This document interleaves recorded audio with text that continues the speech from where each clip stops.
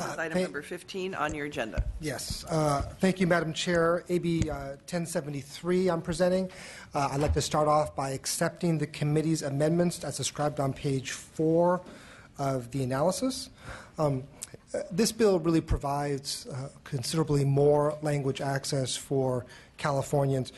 Currently, more than 6.5 million Californians, 1 out of every 5, are limited English speaking. And if you can imagine getting medication right now, when we all get medication, it's already complicated enough for those of us who speak English or are native English speakers.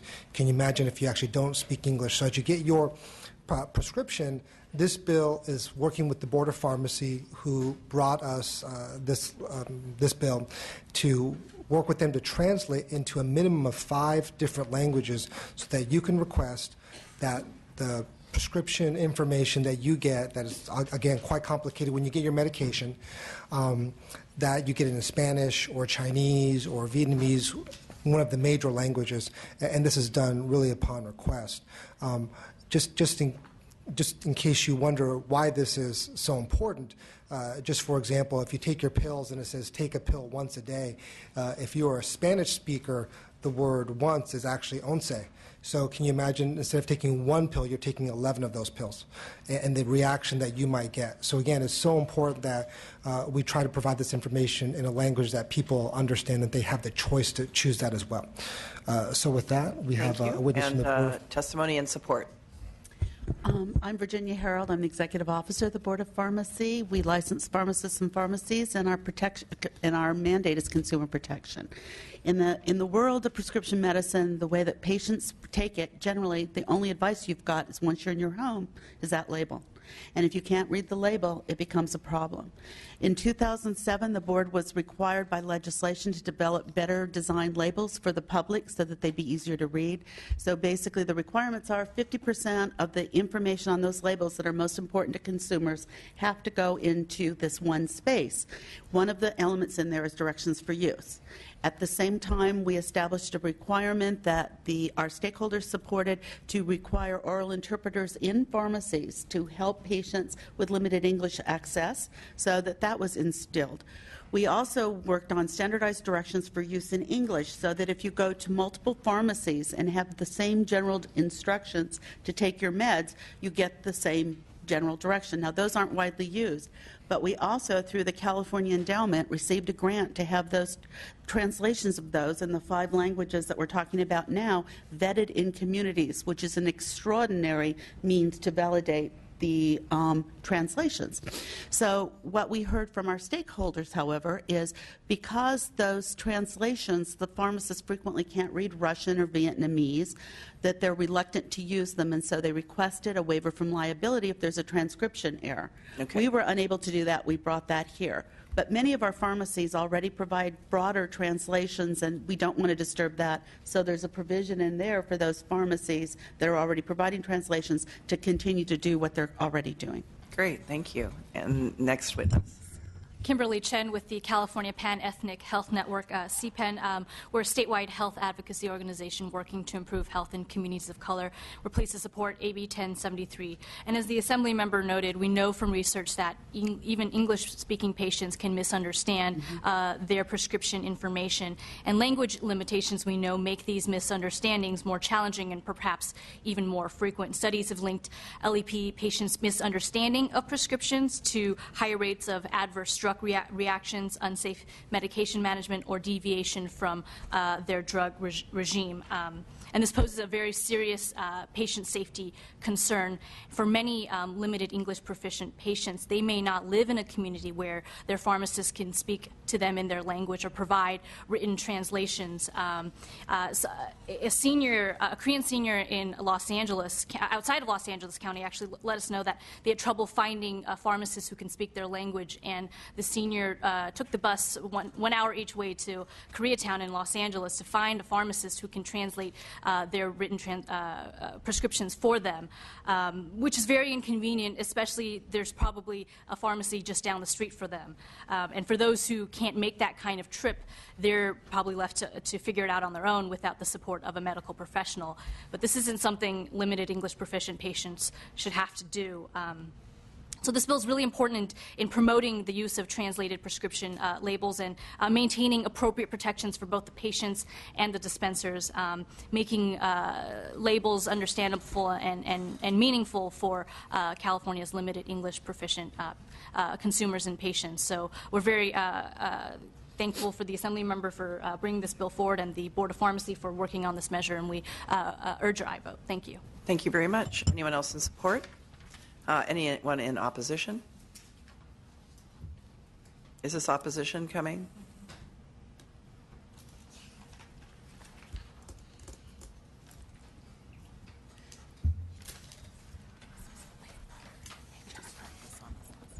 Good morning, Madam Chair and members. Brian Warren with the California Pharmacists Association. We don't have a letter in, but we have spoken with the author's office about concerns. We're not opposed to the bill right now.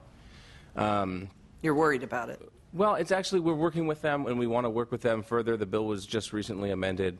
One of the things that we have noted is that many pharmacies currently provide written translations on labels already, and we don't want the provisions in this bill to interfere with the process that they already have in place. Because there are a number of different pharmacies out there, we're still trying to find out the whole picture of what everybody's providing and ensuring that this bill will allow them to do what the services that they're currently providing to their patients. Right. We also do have some concerns with the liability protections in the bill. As the Board of Pharmacy had voted to sponsor legislation, it had provided liability protection when you're using the board's pre-translated instructions as well as your own internally constructed translations. The bill in print only provides the protection to the board's pre-translated instructions, and particularly to pharmacists. If you're a pharmacist and you happen to be working in a store, you have liability protection if the store is using or the pharmacy is using the board's pre-translated instructions, but that individual pharmacist, because the pharmacy decides to use their own translations, that individual pharmacist still can't read a foreign language, but no longer receives liability protection. So we want to continue those discussions with the author's office. We think we will be able to get there, but we just wanted to voice our concerns here today. Thank you.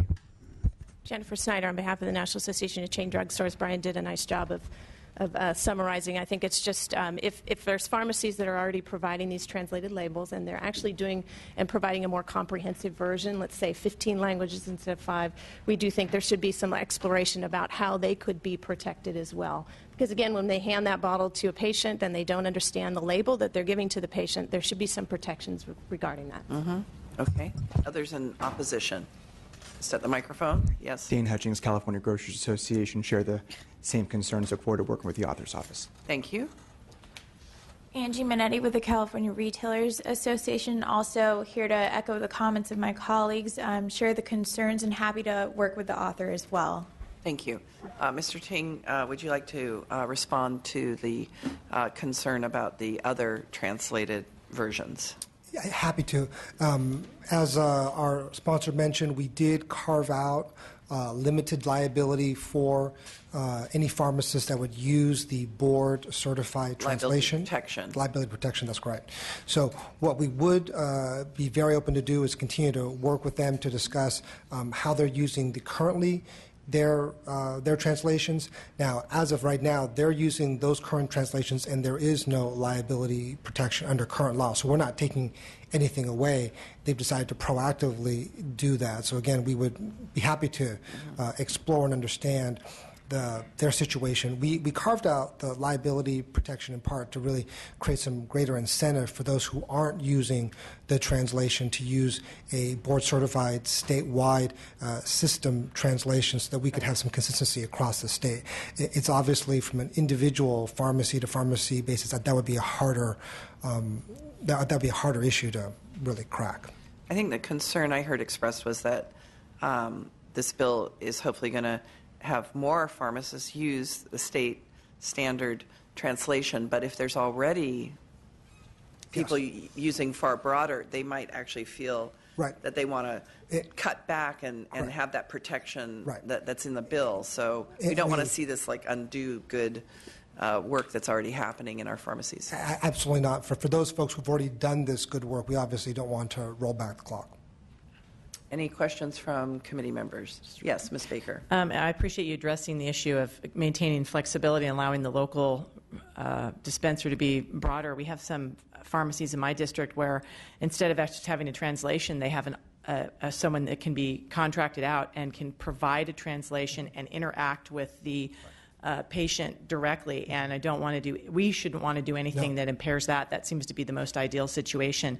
So I will support this today. We'll be reserving a vote on the floor just to see how this works out to really ensure that we've got that flexibility because I just think it's critical to do that.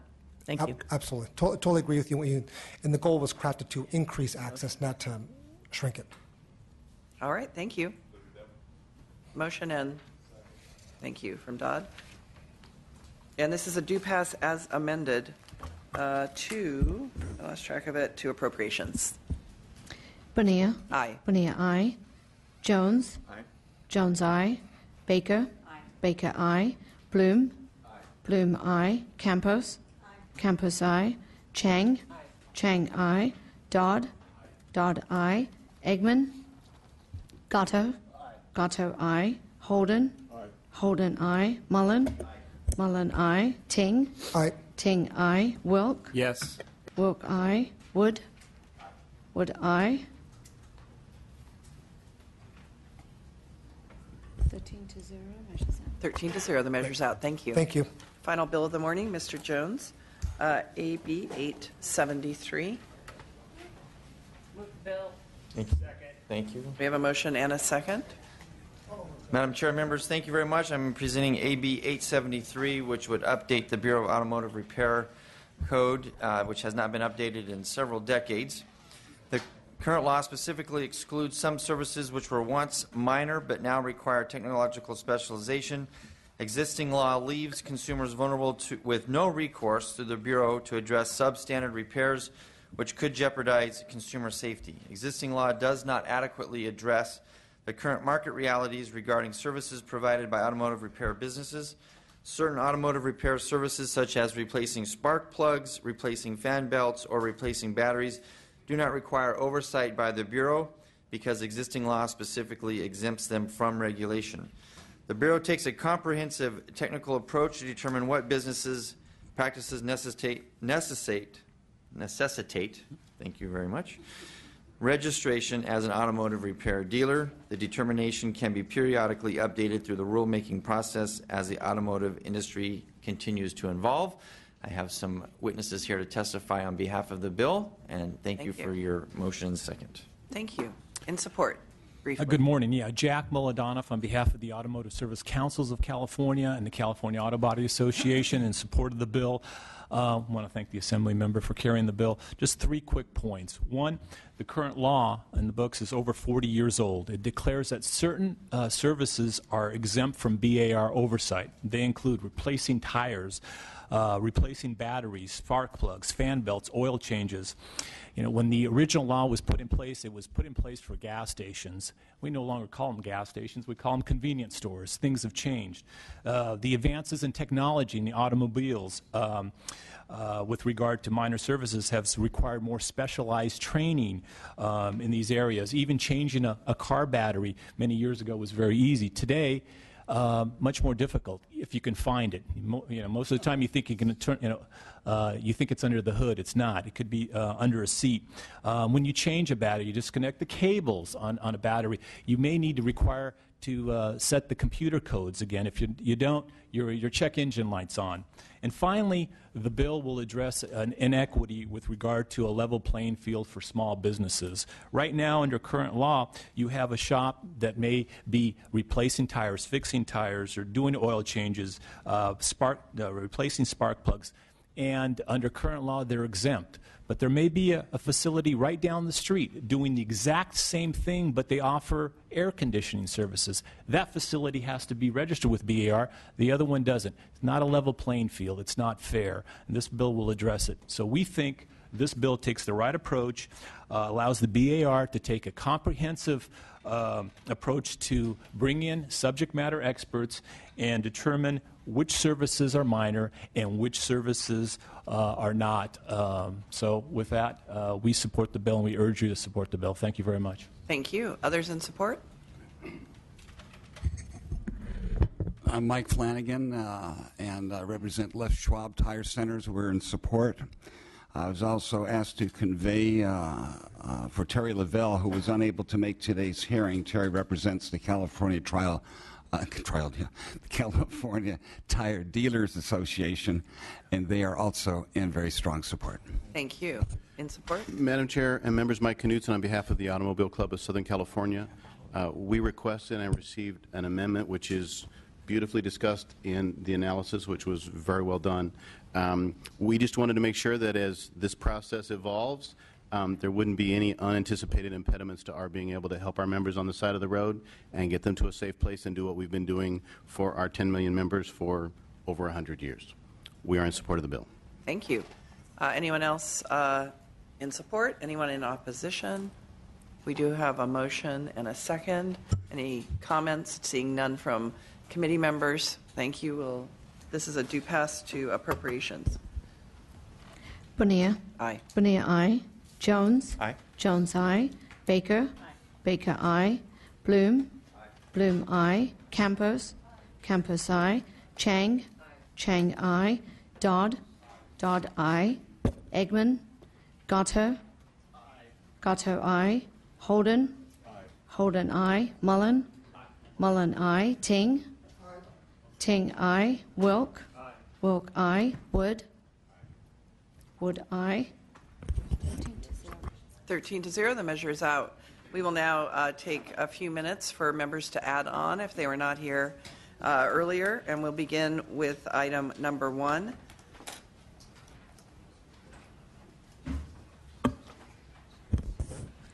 Eggman. Gatto. Gatto, aye. So this is for absent members to add on. Item number, yes. No, item number 2, Lackey. Jones. Aye. Jones, aye. Eggman. Holden. Aye. Holden, aye. Ting. Aye. Ting, aye. Item number 3, Gallagher. Eggman. Holden. Aye. Holden, aye. Mullen. Aye. Mullen, aye. Ting. Aye. Ting, aye. Number 4, Eggman.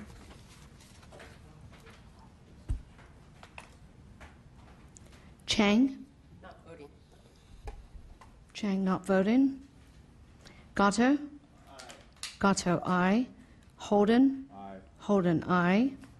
Ting. Aye. Ting, aye. Number 5, Mainshine. Bloom. Aye. Bloom, aye. Eggman. Gatto. Aye. Gatto, aye. Holden. Aye. Holden, aye. Mullen. Mullen, aye. Ting. Aye. Ting, aye. Item number 7, Wood. Oh, no. Item number 6, Mainshine. Eggman. Gatto. Gatto, aye. Holden. Aye. Holden, aye. Mullen. Aye. Mullen, aye. Ting. Aye. Ting, aye. 7, Wood. Jones. Aye. Jones, aye. Holden. Aye. Holden, aye. Ting. Aye. Ting, aye. We'll do consent calendar. Jones. Aye. Jones, aye. Eggman. Holden. Aye. Holden, aye. Mullen. Aye. Mullen, aye. Ting. Aye. Ting, aye. Wilk, number 9. Jones. Aye. Jones, aye. Holden. Aye. Holden, aye. Ting. Aye. Ting, aye. Number 10, Bonilla. Chang. Holden. Aye. Holden, aye. Ting. Aye. Ting, aye. Number 11, Jones Sawyer. We didn't take a vote. He pulled it, and we'll bring it back next week. Number 12, Jones. We just had that. Number 13, Ridley Thomas. Jones? Jones, aye. Holden? Holden, aye. Ting? Ting, aye. Number 14, Ridley Thomas. Jones? Jones, aye. Holden? Holden, aye. Ting? Ting, aye. 15, Ting. Eggman? And number 17, Ridley Thomas. 16, consent. Jones? No. Jones, no. Holden? Holden, aye. Ting? Ting, aye. All right, we'll hold the roll open for a couple minutes for Ms. Eggman to arrive. Thank you.